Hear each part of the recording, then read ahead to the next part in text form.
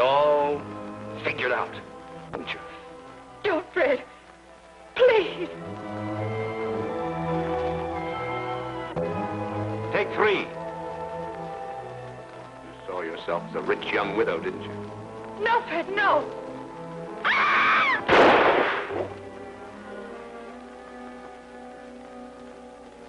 All right, drop it. Right! Okay. Come along.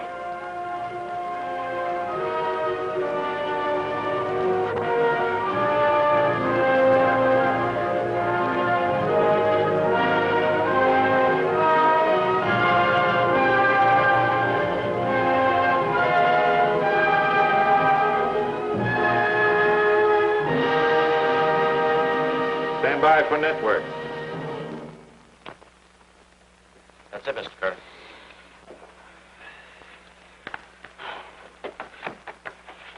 All right for the advertising agency, Frank? Not bad. You think the sponsor liked it? I don't know. Thanks, boys. How about the next show, George? What have you got? George, I want to talk to you about that. I have a plan No, not now, Jim. Not now. I'll call you first thing in the morning, Frank. I'm tired. All right. How about some coffee? No, thanks. I'll go upstairs and collect my wife and go home. But thanks just the same. Good night. So long. Take it with you. Look it over if you got a chance. Okay, Jim. Okay.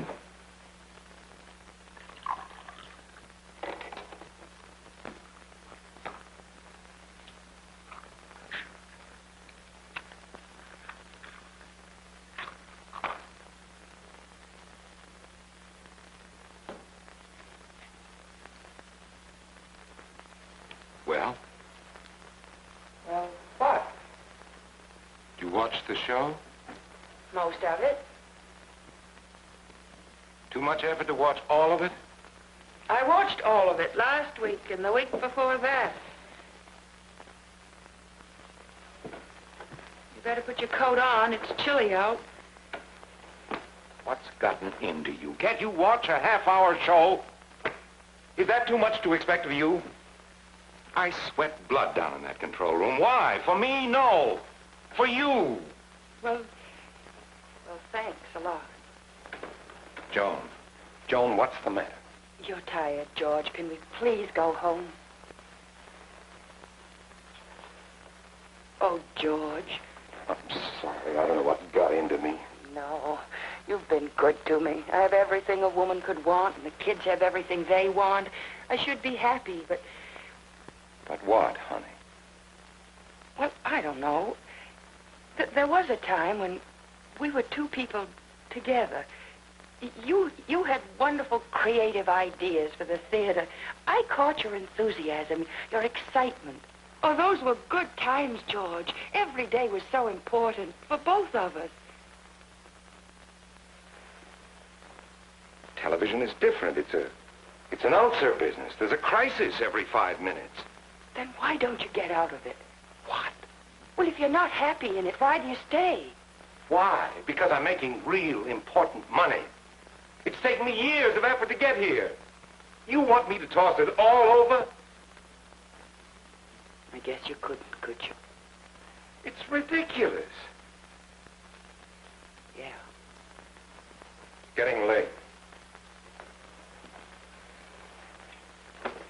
Don't forget your pill.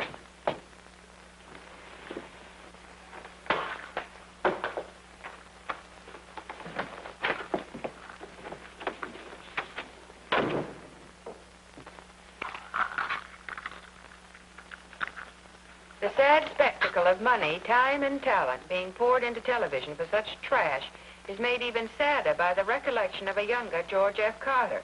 This younger Carter showed great promise in his imaginative productions of unusual off-Broadway plays. After viewing last night's shambles and bloodletting, one can't help but wonder what happened to that other George F. Carter. What's your point? Audience ratings say that 14 million people watch my shows. What did happen to that other George Carter? He started to make some real money for the first time in his life. Money. Yes, money. Money. Is there anything wrong with it? It's gotten you into a rut. Will you stop needling me? You don't know what you're talking about. Did you know what you were talking about last Thursday night? What? What was last Thursday night? We had dinner at the Lawsons. We met Father Keller of the Christophers. Oh, yes, Father Keller. He's quite a guy. You know, he's got something there with that Christopher idea. Put worthwhile people into the jobs that count, and the world's got to improve. He was talking about television, wasn't he? Mm-hmm. Did you discuss your program with him? With him, what for?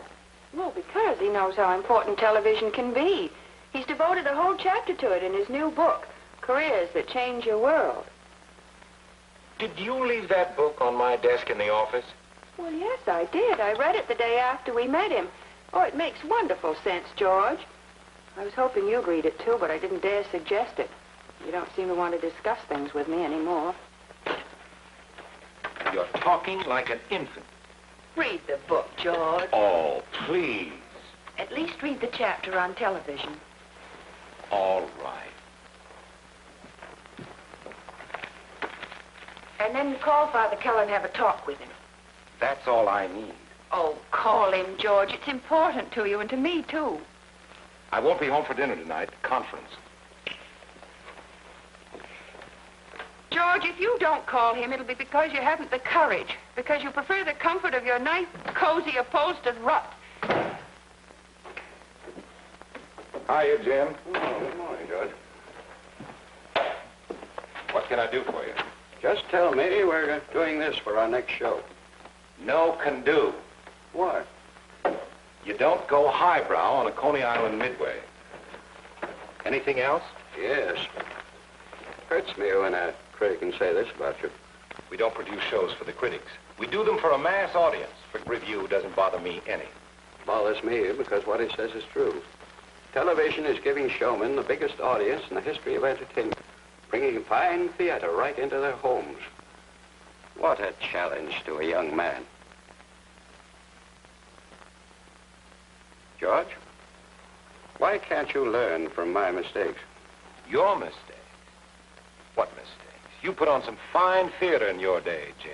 Sure, and I made money. I lived in great style. But that was expensive, so I started to produce shows just to make money. I tried to take from the theater without giving it anything in return. It's an old story, but nobody ever learns from it. I'll be in my office if you want me.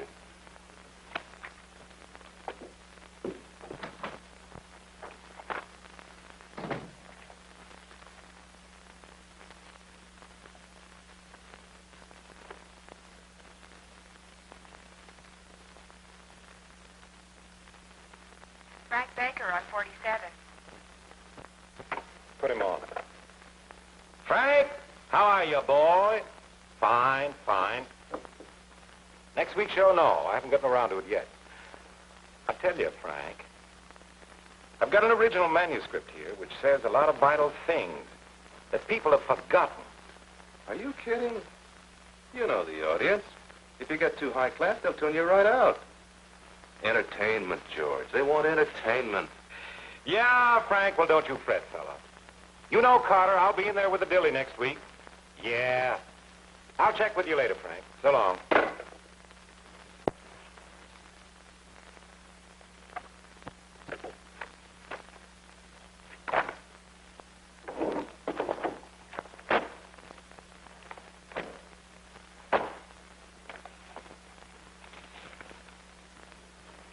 And this is the crew's overtime. Not bad. Get me a complete breakdown on the show's cost, will you? Right. Father Keller of the Christophers.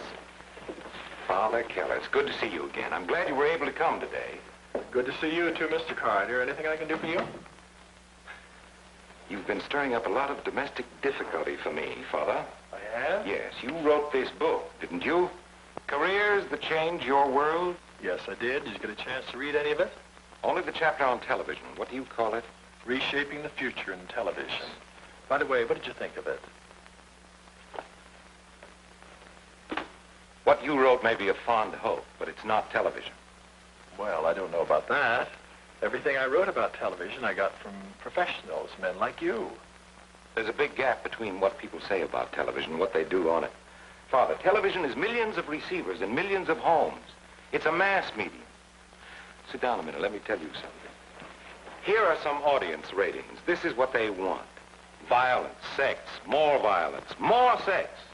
That's what the public wants. I've got to give them run-of-the-mill shows, or I'll wind up in a studio talking to myself. But don't you owe your audience something? No, they're in on a pass. Anyone with a set gets a free show. Would you say that your shows are worthwhile? Not really. I can admit that to you in private. But aren't there worthwhile programs on television that are successful? Sometimes. Well, why don't you increase that number? You have the talent to produce good shows. Why don't you? Because it's not easy. If you reach too high, you may fall flat on your face. Why should I take that risk when I can make money doing the shows I'm doing? Are you the George Carter I met last week at a dinner? What do you mean? What is it, Christopher, you asked me? I described him as a Christ-bearer, a person determined to make his influence for good felt in the fields that affect the destiny of everybody. We had a lively discussion. You thought it was a wonderful idea. I still do. I admire idealism. But television is a business, a marketplace. Every field that affects the destiny of people is a marketplace, Mr. Carter. Education, government, communications, labor relations, they're the most important. In the Christopher approach, we emphasize personal responsibility to the very fields that you call the marketplace. Each one is free to do as much or as little as he likes in making the world better for his being in it. It couldn't be simpler. No memberships, no meetings, no dues. You, in your own way, could do much to make television better for your being in it. I can see a Christopher functioning in every field but television. If I tried to ram something down their throats, even if it had a worthwhile message, there's such a long chain of command. So many people in authority with different tastes and backgrounds. I could never get it by all of them.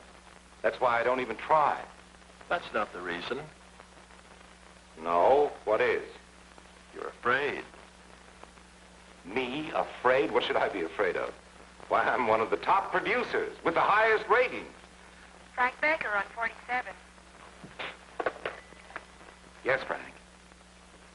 Think she's still a star, huh? No, I won't give her the right to approve script. Because I haven't got a script yet, that's why. Let her take the other... I'll make the decision on the script when I'm ready. Everybody has an angle. Everybody puts the pressure on. You're busy now. Perhaps we can talk later. This goes on all the time. That's what you have to go through to put on a television show. Even a trashy one. Well, the man wants a script. Which shall it be? One's as bad as the other. This one's hard-boiled and got a lot of zing to it. This one's got a strong sex angle, and this one, think a little bit, got a lot of laughs. Which shall I choose? Is your choice limited to these three?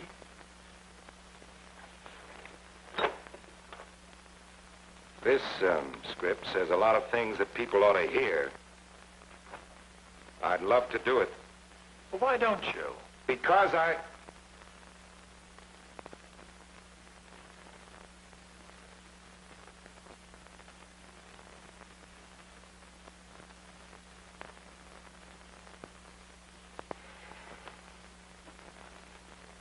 guess you're right.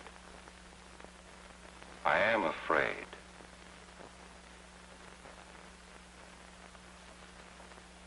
The only fear you should have is not living up to the best that's in you. The artist in television is a guest in the homes of his audience. He's actually invited into the living rooms of millions of American families. That's quite an honor, and quite a responsibility, too.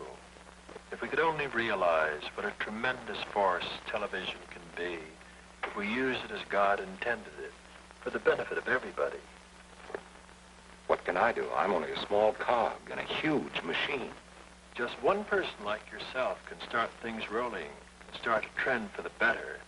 If you really put your heart and soul into it, you can do much to provide the public with the programs it really wants and deserves. Why don't you give it a try? Father, you're a profound optimist. Perhaps, but a man can accomplish so much once he realizes that it is better to light one candle than to curse the darkness. think it over. God bless you, Mr. Carter. Thank you, Father.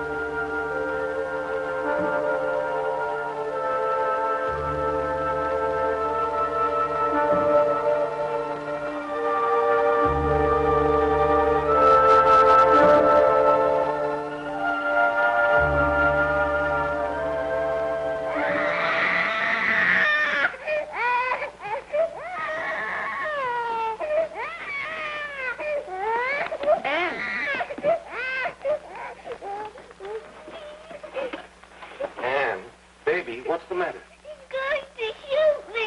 He thinks I want his money. But I don't, Daddy. I don't. Nobody's going to hurt you. You just had a bad dream. No temperature. Just a nightmare. No, it wasn't, Daddy. He had a gun, and he wanted to shoot me. Who did? Man, Where is he? I don't know. You see, he's not here because he was only in your dream. Isn't that so? Yes. Well, now you go back to sleep and have a good dream about cakes with icing, ice cream sodas, and sundaes. But don't have a tummy ache. Okay?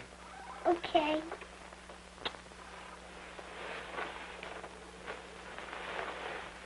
You all right now, darling?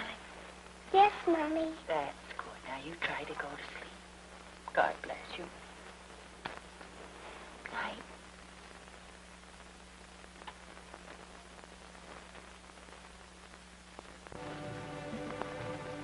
Boy, that was a Lulu. She never had a dream like that before. She stays up later now. What's that got to do with it? She can watch your show. Now, you're not going to give me that phony psychological routine about what my show does to kids. Didn't you recognize that dream? Should I have? Yes, it was Two in a Shadow, the story you did last night.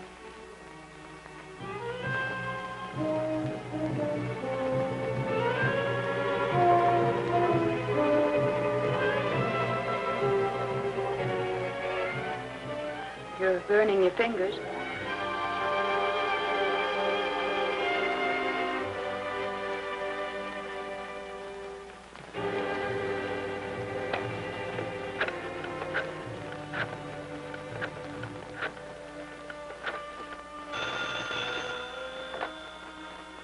Yes? Frank? I said I'd call you when I decided on the script for the next show. Well, I've just decided. Anything you pick is okay with us, George. Fine. Because I'm going to do that important play that I talked to you about this morning. Anything you want, George. Really? You were so dead set against it this morning. Well, George, I might as well tell you now. The sponsor is not picking up the option on the program. Your next show will be your last. What? But they can't do that. My show has one of the highest ratings on the air. Yes, but... Well, I've just come from a session with a sponsor, and he wants to build a new show, a musical with big names. Look, George, why don't we get some sleep? Talk about it in the morning. Sure.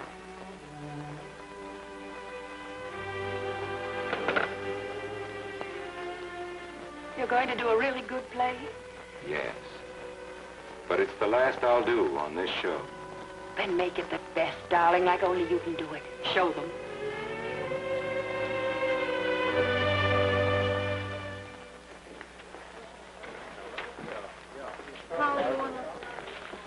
Just a minute, everybody. Hold it. I just want to say, before we go on, I know how tough it's been to do a complicated job like this in the time we had. Every one of you has done a magnificent job. From the bottom of my heart, thanks. God bless you. Sure you watched the timing on the store scene. It dragged out too long. Control room A. Careful of it now. Thanks. Mr. Carter. Yeah. There's a Father Keller outside in the studio to see you.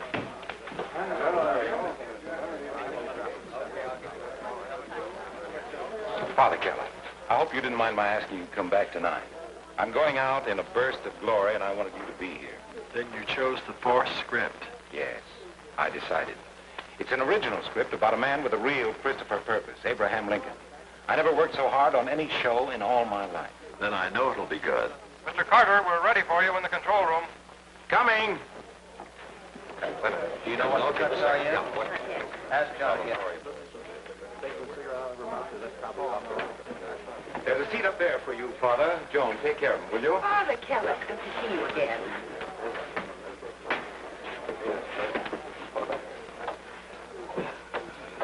Camera one, in position, please, for the opening shot.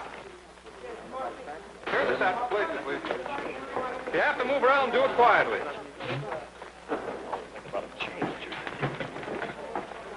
10 seconds.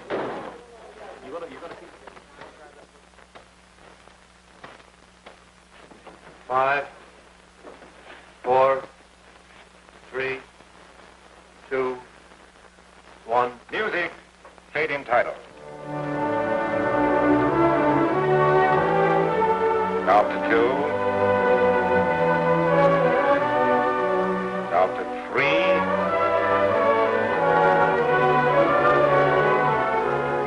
Take 1.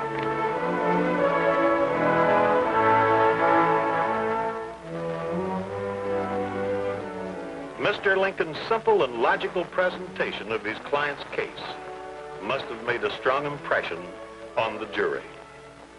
For the jurors deliberated for only a very few minutes and returned with a verdict of not guilty. Well, that's Abe for you. Yes, he's rough-grained, and he can Get the mic in a little closer. But I think we'll be hearing more of our young Mr. Lincoln, Nancy. Camera 2. Set up for Bowling Green close-up. Doesn't make sense. Facts, Nancy. These are facts. I mean, Music. I offered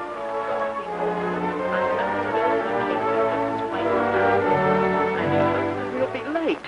I'll never forgive myself if we miss him. Calm yourself, my dear. Position for the final Lincoln speech. Oh, trainman. Trainman. Yes, sir. Can I help you? From what track does Mr. President Lincoln's train leave? Track 11. Better hurry if you want to see him. Take 1 and hold it.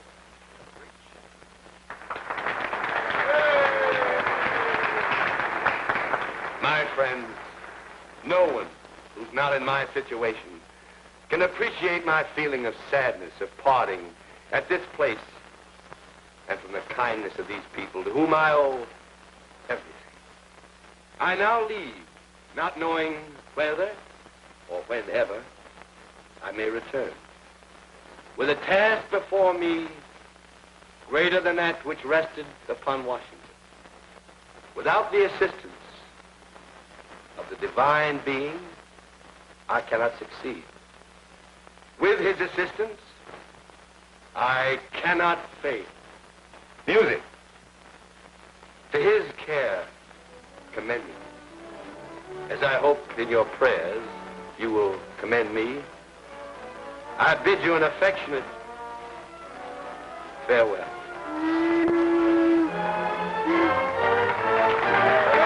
Dissolve the title.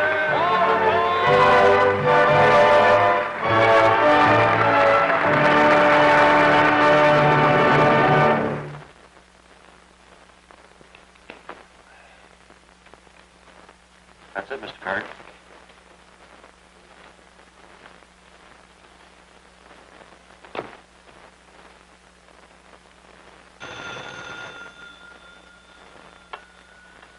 Control room A.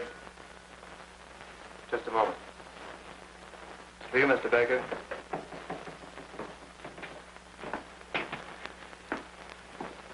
Hello? Yes? Oh.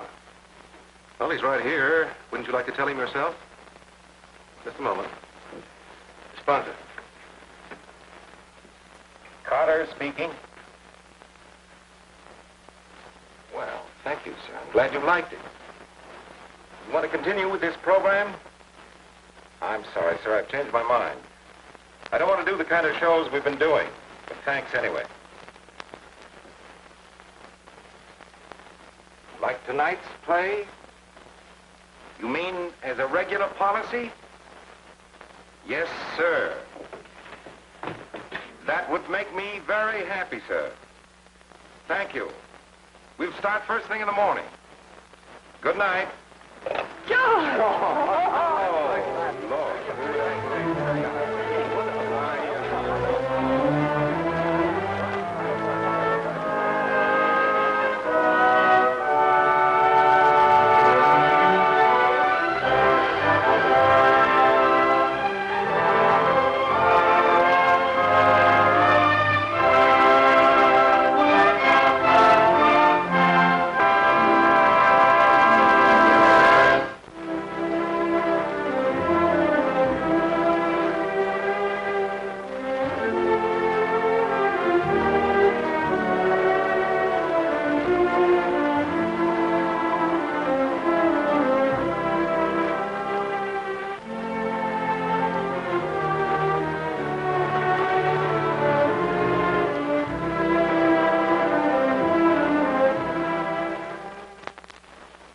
Hi, I'm Gil Fates, an actual television producer. You know, the Christophers do more than just remind those already in television how important each one of them can be. Television is expanding. Thousands of new jobs are opening up. Who will fill them? I'd like you to meet a few people who help prepare the programs which go into millions of homes. Each one of them feels that his efforts in television can make the difference between what is debasing and what is elevating. As a director, my job is to take a script and with actors translate these pages into a worthwhile experience we can share with our audience. But I can't do it alone. It takes a big team. Cameramen, writers, technicians. We want to create worthwhile programs. And when we discover someone with sound training and real talent who wants to make the world a better place for his having been in it, we believe it's cause for celebration. It's an exciting challenge to a writer to work with a production team that understands the value of writing that is meaningful as well as entertaining. I'm just a small cog in this big machine, but the others depend upon me and ask for my suggestions. Sometimes they even use one of them. When we've done a particularly good program, there's satisfaction in knowing that I, in my small way, have helped to make it a good show. There's more to lighting a show than just pulling a switch. When we put on new men in my department, I try to find men who not only have the skill and the training, but the imagination. And what's important, the spirit necessary to lick the many problems we come up against. We at the advertising agency try to create programs that satisfy you. The sponsor who pays for the programs wants to satisfy you. If the people attracted to television jobs and advertising agencies have a spiritual purpose, we will be better able to make television a force for good. Well, there you have it. If television isn't what it should be, make it better. For young people there, God gave us the miracle of television to use for good. What you make it. For free literature, 28th Street, New York 17, New York.